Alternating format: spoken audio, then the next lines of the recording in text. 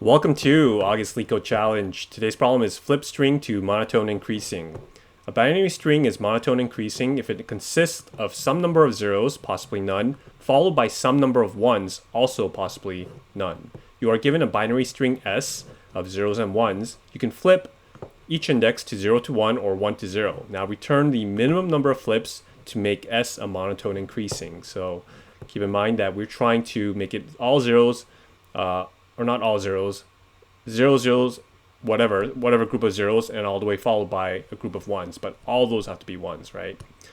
So basically, we can see the length is going to be very big. So we're probably going to have to go with a greedy solution of some sort.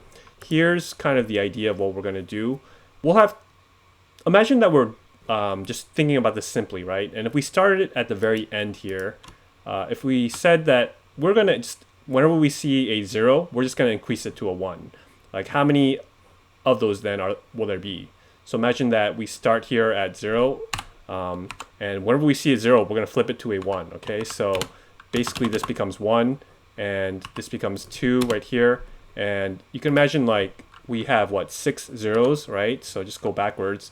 Like each time we pass 1, we go for 3, 3, and then it'll be 3, 3, all the way to 2, 1, 0. So what's going on here? Basically, this part here is like going from left to right. Imagine that we're trying to count the number of zeros that we've seen, and that we're going to flip to a 1 here, because if we see a 0 starting at the right side, we kind of have to assume we're going to flip all these to 1s if we want it to be all 1s at the end, right? So here, like, we go to 1, we see 1 0 before, so it's going to be 1, 2, 3, 4, all the way up to 6. So that would be like if we started at the very right and moved all the way to left. Whenever we see a 0, we'll just flip it to a 1. In the same way, we're going to move left to right. But this one, whenever we see a 1, we're going to flip that to a 0.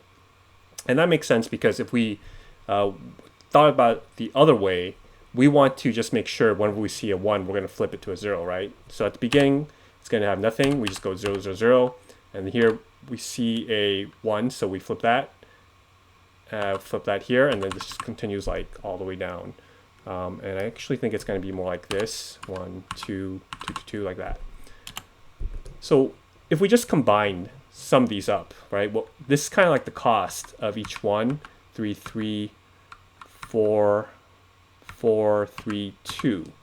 And imagine like, okay, we want to take the minimum from this summation, like from each one of these index points. And why is that? Well, you can kind of think about it like this side's going to be trying to flip all the zeros to ones, and this side's going to be flipping all the ones to zeros. And at some point, we can imagine if we meet, we want to minimize that number, right? And we can see here, like if we actually just flip all the ones to zeros, that's actually going to minimize here. Because forget this, we just want to move all the way to the end, and that's going to be 2 right here. So that's going to be the answer. In the same way, like imagine all these were 1s like this, like what would it look like then? Well, that would mean this starts with 0, and this just moves all the way here, and we go with, see a 0, right? So now it's 2, 1. Is that right? 2, 3.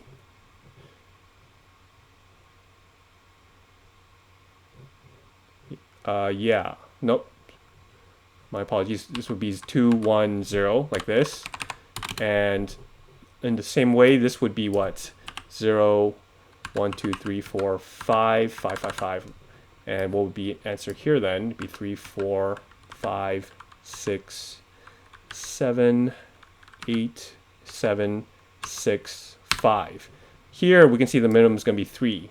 And that basically means, well, it's just better to turn all these to 1s. So just make this, let's say you can think about it like a monster going this way, trying to make all the zeros to 1s, and a monster going this way, making all the zeros to 1s and 1s to zeros, like this way.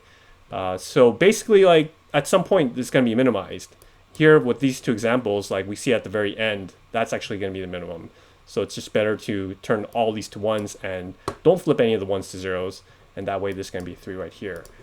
So hopefully that kind of makes sense. It's kind of weird why that works, but all we need to do then is let's first count up all the zeros that we see. We're going to flip all those to 1s, and all the ones that we see. So this would be just like S count of all the zeros, and this would start with 0 here, and we'll have some sort of output. Here we'll just start with 0 because at the very minimum we know that could be an answer.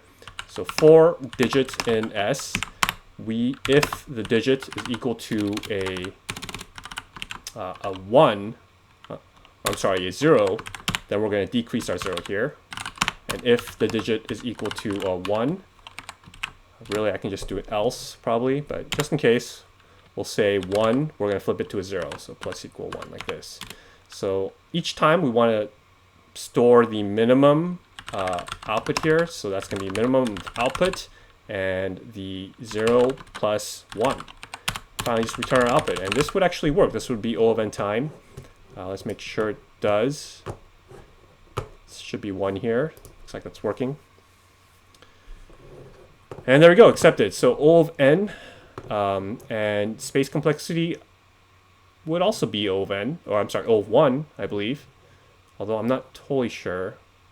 No, pretty sure it's constant space, and it's just O of n time complexity.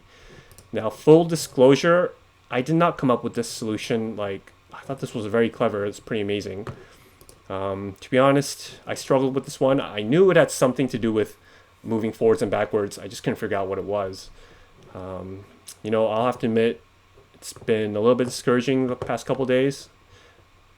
But I think you can't really think like that. You just have to move forward and just do your best and keep grinding. All right, thanks for watching my channel. Remember, do not trust me. I know nothing.